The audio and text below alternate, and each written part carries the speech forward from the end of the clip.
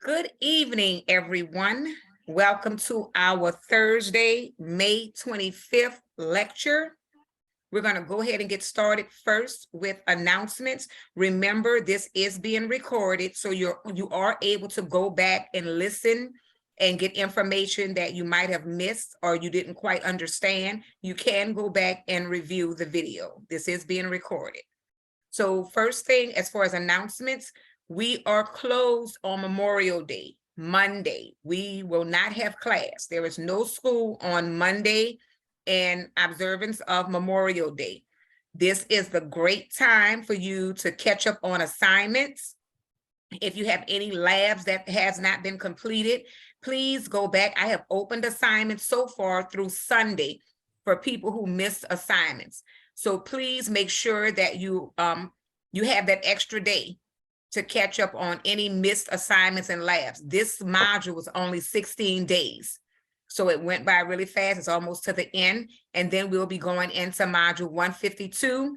And from there on, it's going to be basically coding, billing and coding. So also remember, yes, so also remember for billing and coding, you must have an operable computer. You will not be able to do the billing and coding from your telephone. And sometimes you might have difficulty working from a Chromebook as well. Sometimes you're able to, sometimes you're not. So please make sure you check your devices. From 152 on, for quite some time, we will be doing actual billing and coding. So please make sure that your computer is up to date. So this time that on Monday, even up until Monday, you have time to check all of your devices. The following Monday, since we're off, after that, we will be going into module 152, which will be strictly coding. So again, if you have any questions about this, please do not hesitate to contact me, email me, let me know if you're having trouble with your computer so we can try to take care of this before we actually start the course. Also, please make sure that you are logged into your Unitech email. You have to be logged into your Unitech email to receive the correspondences and the emails that I'm sending out. During the course, when we're in class, I use the roster, which is an e-learning.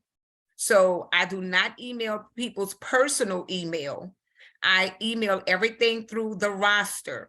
So if you're not receiving emails from me, or if you're not receiving anything, then you must not be logged into the Unitech email.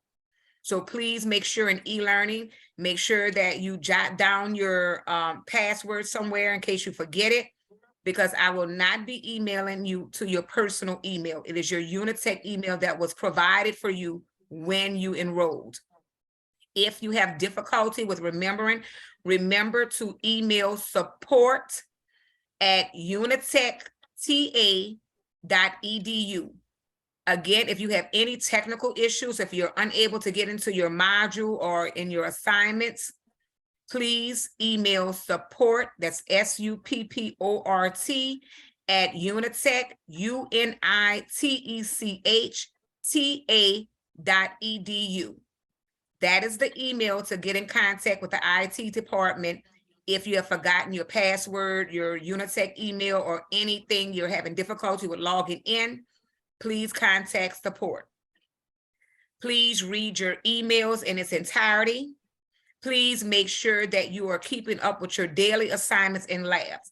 I sent an email out stating best practice. I know we all have jobs, we have families, kids, we're working, but best practice is to do your daily assignment on that day and your lab if you're able to.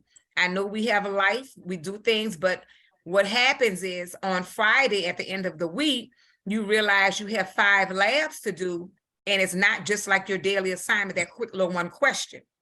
So it's much more information to read and cover. So a lot of times people do not finish, and then they're asking for an extension. At the end of the module, we have a certain deadline that we have to have grades turned in. So I cannot continue to open assignments up because you're not completing. You have 7 days to complete your labs. 7 days. Your daily assignment is due on the night by 11:55 p.m. and your labs are due on Sunday by 11:55 p.m. So you have 7 days to complete your labs, and I'm getting late assignments. That cannot continue to happen. I cannot continue to open assignments daily. They will be open through Monday, since Monday is a holiday and we do not have school. I will open assignments for those who have not completed their assignments through Monday, so you can catch up. After Monday, I will not be reopening any assignments unless it's an emergency. I keep trying to stress, you have to treat this educational process as it's like your job. You will not be able to keep getting handouts and excuse after excuse.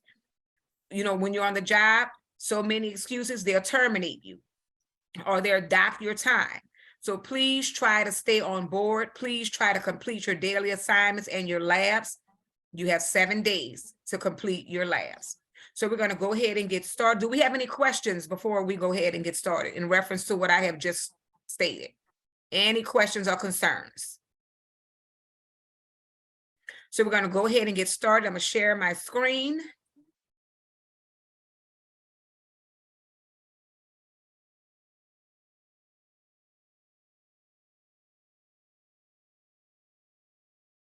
So what we're going to be talking about today is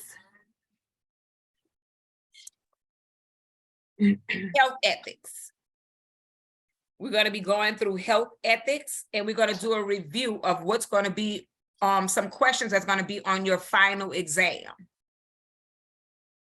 So your final exam is next week for this module. So here, and these are some of your assignments, so please make sure that you are reading your objectives, healthcare ethics, your learning objectives. You have this in your syllabus, which is in the gray section of your e-learning on what you will learn in this module, in this chapter of chapter 5. Here are your vocabulary words. You will have some of these vocabulary words on your final exam.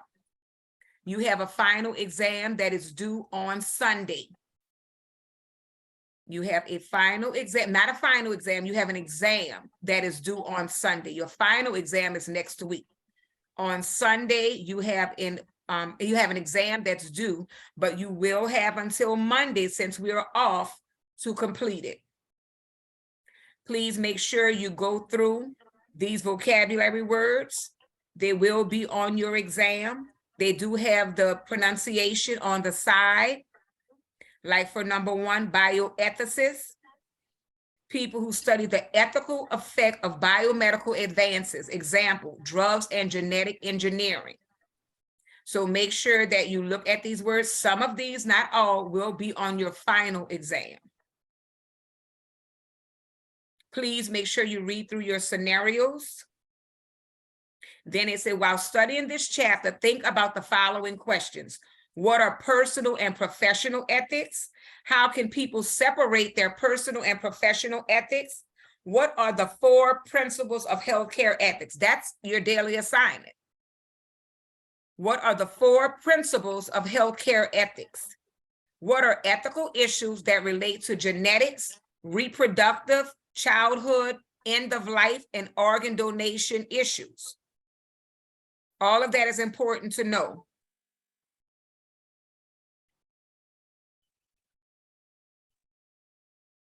This is the introduction. As you move into healthcare, you may be faced with situations in which you do not agree with a person's decision. As a healthcare professional, you need to respect a patient's decision, whether or not you agree with it. Just like at a lot of the, restaurants, fast food restaurants, how they'll tell you, the customer is always right. We might not agree with that, but we have to agree in some form. This chapter examines ethics, ethical, and it says ethical issues are different from legal issues. Y'all went through the legal prospect. This is ethical issues. What may be legal may not be ethical. So that's very important to understand the difference. Personal ethics and its impact on professional performance will be discussed. Professional ethics different from personal ethics. This topic is explored along with how to handle the differences. Common ethical issues in healthcare are examined. End-of-life issues, including advanced directives, are also discussed. So it has personal and professional ethics. This is in the KINS, the Administrative Medical Assistant. I have the book showing so you'll know what book that I'm reading from and the chapter that we're in. We're in chapter 5. Personal ethics. Personal ethics include an individual's honesty, fairness, commitment, integrity, and accountability. It also includes doing what one considers to be correct. So this is an exam question. What does personal ethics include? Again, personal ethics includes an individual's honesty, fairness, commitment, integrity, and accountability. It also includes doing what one considers to be correct. Our morals tell us what is right and wrong. Our moral compass develops as we grow. Our first lesson on right and wrong comes from those we live with. Our socialization and background shapes our morals. For instance, if your parents instilled in you the importance of always being on time, you may grow up feeling that a person should always be on time. You may feel others are in error if they are late for an event. As we grow, our morals may change if our beliefs change. Our morals impact how we conduct ourselves, or in other words, our personal ethics. So that is true, like being late, that's a great example. Some people are late for everything, and that bothers people a lot. So, to my sister, she'd be late for her own funeral. Right, exactly. So, it's always like people it depends on a lot of times, like you said, your parenting, what you were brought up or how you were raised. And sometimes that's instilled in you for different things. Like some people, as if with smoking cigarettes. Parents, you know how they say parents might tell you, okay, do as I say, not as I do.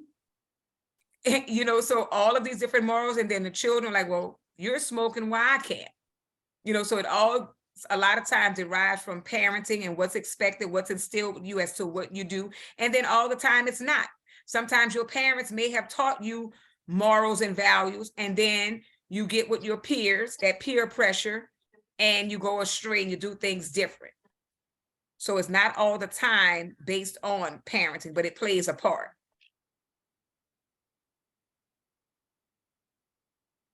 Critical thinking application. Danella was working on her ethics assignment on break at the clinic. She thought about her personal ethics. She decided that some of her personal ethics would benefit her in a job. She realizes that some of her personal morals may negatively impact the care she provides to the patients. She realizes that she needs to explore these morals and make some personal decisions. Think about your personal ethics and morals. What will positively influence your professional performance? What personal morals will negatively impact your professional performance? Can anyone give me some examples? What will positively influence your professional performance, and what morals will negatively impact your professional performance? Like, say, if you're rude. Example. Like, say if somebody comes up to you and they're trying to ask you something and you just kind of shoo them off. Okay, correct. Trying to think what else. Anybody else with some feedback? I know some of you are at work. So think about that. Professional ethics. Professional ethics are codes of conduct stated by an employer or a professional association. And it's going to show you in this table 5.1. Many employers state how employees need to conduct themselves in the workplace. This information can usually be found in the employee's handbook. So right here, they're showing differences between personal and professional ethics. Personal ethics, definition, individual's code of conduct. Professional ethics, codes of conduct stated by an employer or a professional association. That's the difference. Ability to change. This is the personal side. Individuals can change their own personal ethics, professional ethics. Individuals cannot change these codes and must comply. Codes can only be changed by employer or professional association. Accountability. For personal ethics, it's on the individual. For professional ethics, it's on the members and organizations. So please review this. This is on your exam, the differences between personal ethics and professional ethics. Many healthcare professional associations have published professional ethics for their members. These are called code of ethics. A code of ethics is a set of rules about good and bad behavior. If a member or employee violates a professional ethic, the association or agency will discipline the person. We will examine the codes for physicians and medical assistants. So they're saying medical assistants because remember, you get 2 certifications. You can get the medical office assistant and you will get the medical billing and coding. So always remember when we're referencing medical assistants, not that you're actually going to be drawing blood and doing all of this, but it will assist you with these ethics and codes of conduct if you're doing crosswork, if you're working in the front office and also doing billing and coding. Code of ethics for physicians. One of the most famous and oldest codes of ethics in the Hippocratic Oath. The original oath has been around for longer than 2,000 years. Some of its concepts include treating the patient, not the disease, and maintaining the patient's confidentiality. Hippocrates, often called the father of medicine, is credited for the oath. The oath is a code of ethics for physicians. Over the years, the code has been modernized, and they're showing you that oath that has been modernized here. Modern version of the Hippocratic Oath. So you all can read over that about the physicians, their code of ethics. Code of ethics for medical assistants. You can briefly read through that. So because the code of ethics that you all will be going through, we will have that once we get into the coding, to learn the coding and the code of ethics for medical billing and coders. So you can read over this in case you are a medical assistant or thinking about in the future going into that. You'll know your code of ethics. And this is their oath. Read through the separation plan, creating a plan. Principles of healthcare ethics. Autonomy. Autonomy is the freedom to determine one's own actions and decisions. Patients have the right to make their own healthcare decisions. Providers need to tell patients of the risks and benefits of different procedures, which is informed consent. After being told what may be most successful, the patients can then make their own decisions. The patient's decision-making process should be free from pressure or interference from others. Healthcare professionals must respect and honor the patient's decision. So you cannot make a judgment on your own. This is the patient's decision as well as the family. The family would come together and they would make that decision, not the professional. And then the professional would work with them to decide what is the best course of action.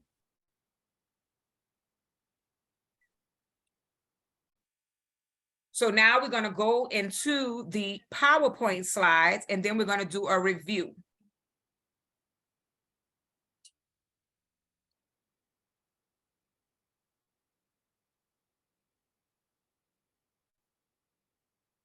So we went through the healthcare ethics. We're going to start right here We did the personal ethics. So this is what's going to help you, these PowerPoint slides, when it comes time for your exam and for the exam that you will be having on Sunday. Read through your PowerPoint slides. That's where you get majority of your answers. This breaks down what's in the actual chapters. So it goes on about the personal ethics, which we just read through, professional ethics,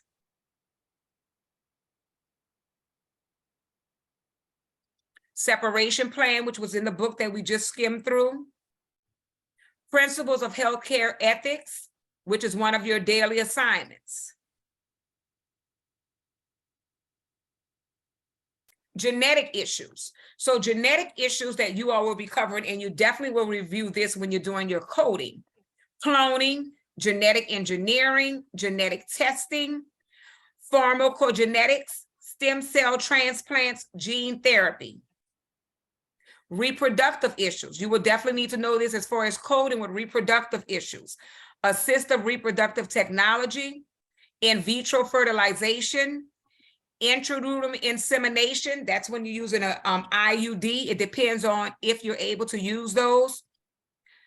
Surrogacy, gamete donation, egg freezing, and abortion. Childhood issues. All of this is, you wouldn't think, but it's involved when you're coding, when the patient come in and needs to see the doctor or might need to see the psychologist or different, you will have to code this information. Childhood issues. Adoption, safe haven infant protection laws, allows a person to give up an unwanted infant anonymously, varies state to state, confidential health care for minors. These documentations that would have to be completed.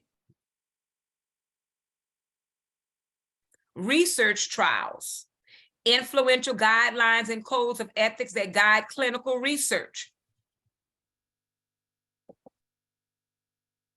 End of life issues. So it goes into the different factors that end of life issues that you would have to cover. So you would have to go through and you would have to know what's a company and what you would need to code for in the actual process. Palliative medicine to help relieve symptoms of a serious illness. All of this will be documented in a chart. You would have to make sure that you're reading all of this information in the chart so that you can code accurately. Stages of grief and dying, denial, anger, bargaining, depression, acceptance.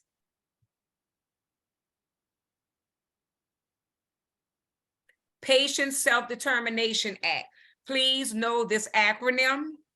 The doctor will not write this out in the chart. It will be PSDA, Patient Self-Determination Act. PSDA. You would need to know how to complete advanced directives. This is written instructions about healthcare decisions. Should a person be unable to make them, living wills, medical durable power of attorney, healthcare proxy, organ donation, and DNR. This is included in your advanced directives. Physician orders for life-sustaining treatment. POLST is the acronym. Again, this long statement and sentence will not be written in a chart.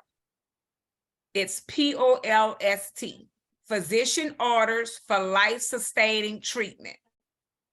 One-page physician order sheet that indicates the care a person should receive. You all will have that in front of you as well when it comes time to doing the billing and submitting this to the healthcare provider. Uniform Determination of Death Act, UDDA. Uniform Determination of Death Act, UDDA. Served as a guide for lawmakers to create their own laws.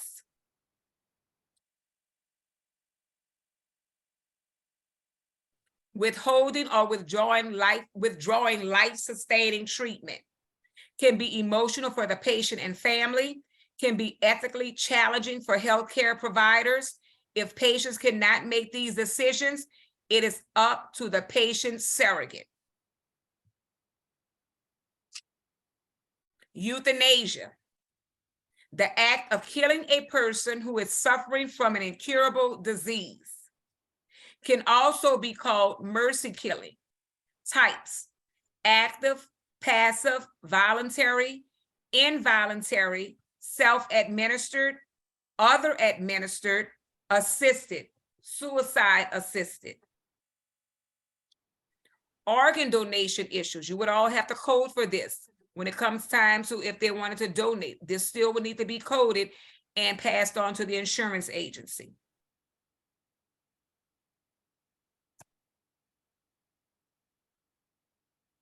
Uniform Anatomical Gift Act, UAGA, revised in 2006, clarified who can make donation decisions for patient, strengthened language on protecting patients' decision on donating or not donating organs, established standards for donor registries. National Organ Transplant Act, NOTA. And then with this, if you all know how to read through your PowerPoint slides, when it's time to take your exam and take your test, the information is already provided for you. So you just have to read through your PowerPoint slides. It shouldn't be a reason that anyone should be failing a test or an exam when you have all of the information provided for you.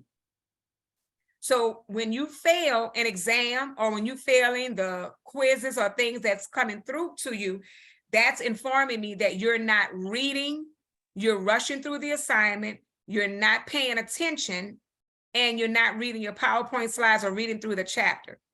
You have all of the materials you would need to pass your exams and your pre-quizzes, your pre-tests, and everything else.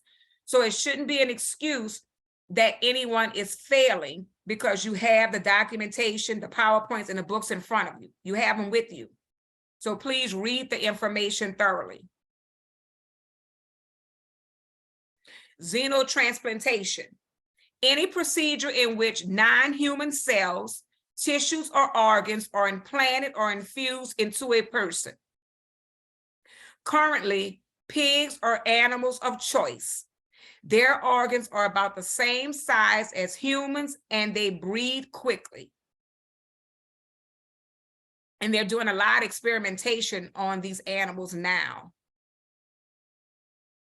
Patient coaching and patient-centered care. Medical developments affecting patient care, honest appraisal of beliefs, environment and upbringing, beliefs must be our own, importance of confidentiality, respect patients' decisions and preferences. So this is going to cover quite a few chapters. We will be also reviewing and having some more information that I will be sending to you all, as in some videos to help you understand more in depth this information. So what we're going to do now, we're going to go over a few questions. These questions, this is your actual, some of the actual questions that will be on your exam on Sunday. So please make sure that you're taking notes.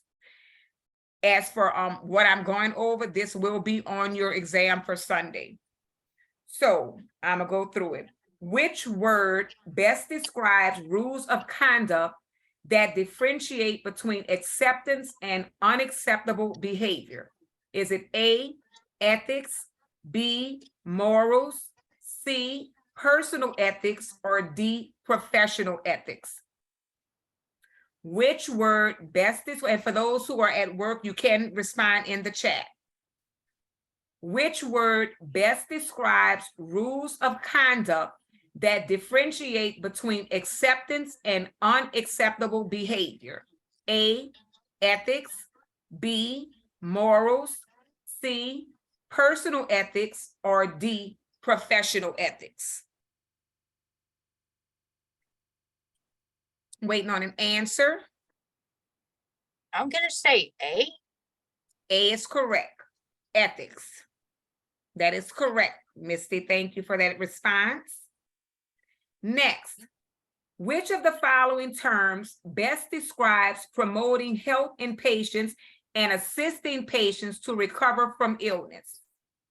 Which of the following terms best describes promoting health in patients and assisting patients to recover from illness? A, non-malfeasance, B, beneficence, C, autonomy, or D, justice? Which of the following terms best describe promoting health in patients and assisting patients to recover from illness? A, non-malfeasance, B, beneficence, C, autonomy, or D, justice? I'm leaning towards C. Not C, Okay. not C.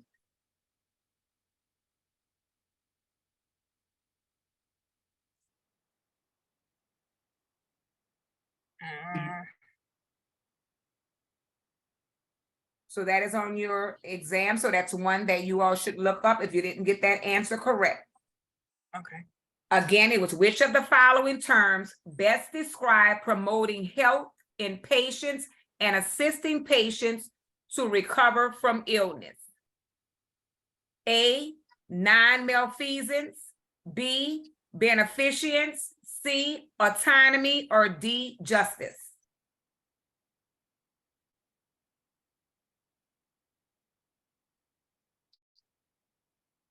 Next one.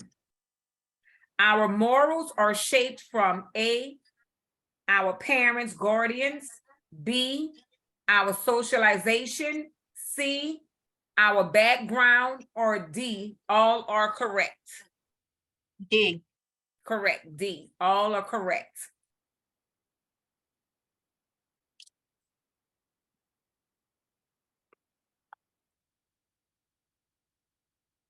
We have two more.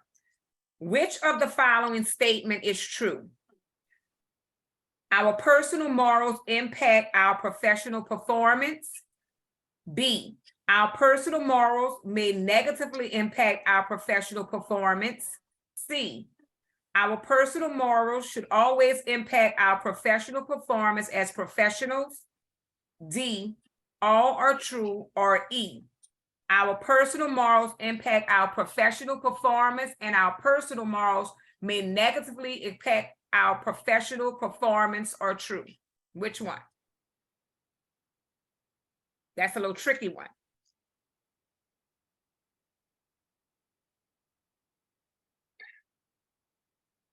So you want me to read them again? Which of the following statement is true? A, our personal morals impact our professional performance. B, our personal morals may negatively impact our professional performance. C, our personal morals should always impact our professional performance as professionals. D, all are true, or E, our personal morals impact our professional performance and our personal morals may negatively impact our professional performance, are true?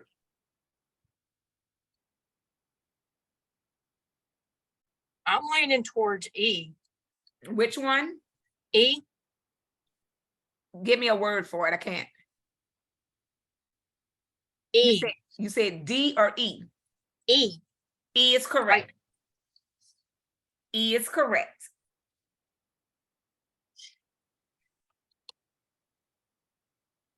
These are codes of conduct stated by an employer or a professional association. A, personal ethics. B, professional ethics. C, morale, or D, professional conduct. These are codes of conduct stated by an employer or a professional association. A, personal ethics. B, professional ethics. C, morale, or D, professional conduct. B. I'm sorry, Misty, I missed that. B as in boy? Yes, correct. Last one for review.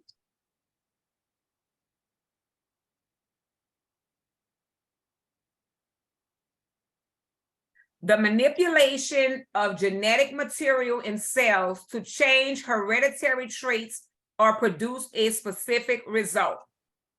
the manipulation of genetic material in cells to change hereditary traits or produce a specific result? Is it A, cloning, B, genetic engineering, C, genetic testing, or D, pharmacogenetics?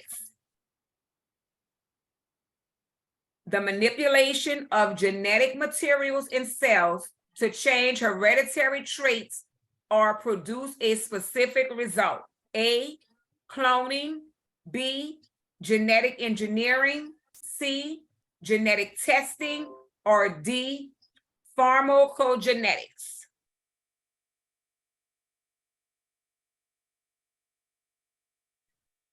We reviewed that a few minutes ago in your PowerPoint slides. So that's why it's important to make sure that you're reading your PowerPoint slides in its entirety and referencing.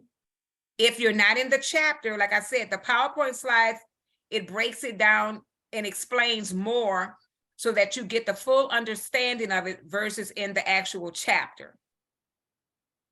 That So might have go back been when through I your walked PowerPoint slides. off. I'm sorry, Misty, I didn't hear you.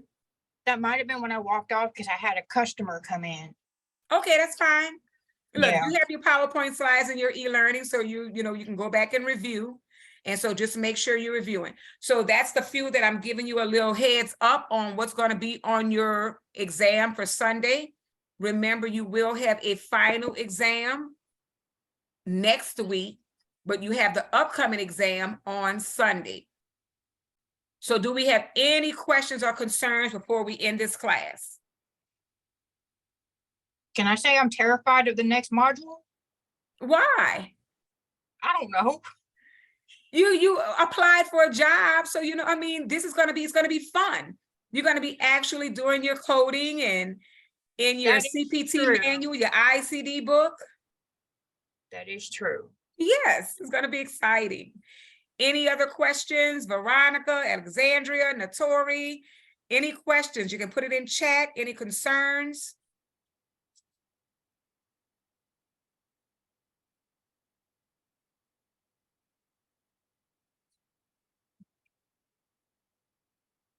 Let me move this back over. So that I can share again.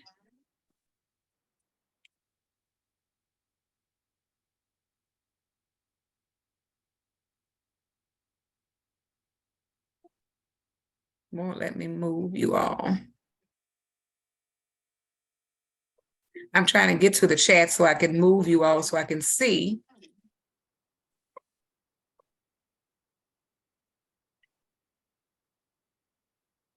Okay, stop share. Let's see.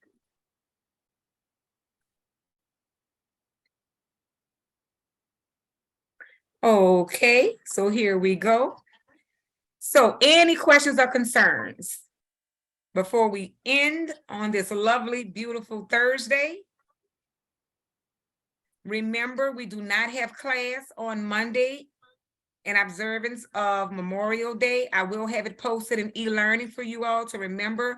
So this is the perfect time for you all to catch up on any assignments that you all have not completed. So I will have all lessons and assignments open through Monday for you to catch up on. So if we do not have any other questions or concerns, this will conclude our class. I will be posting this shortly for you all to review and to go back through and to review those questions that you all didn't get the answer to find those answers as well. So you all have a happy and safe holiday. Remember to catch up on those assignments. Email me with any questions, text or call. Remember, I am off on the weekends and I am also off on Memorial Day. So you all enjoy your evening, stay safe, and I'll see you all next week. Bye-bye. Okay. Bye.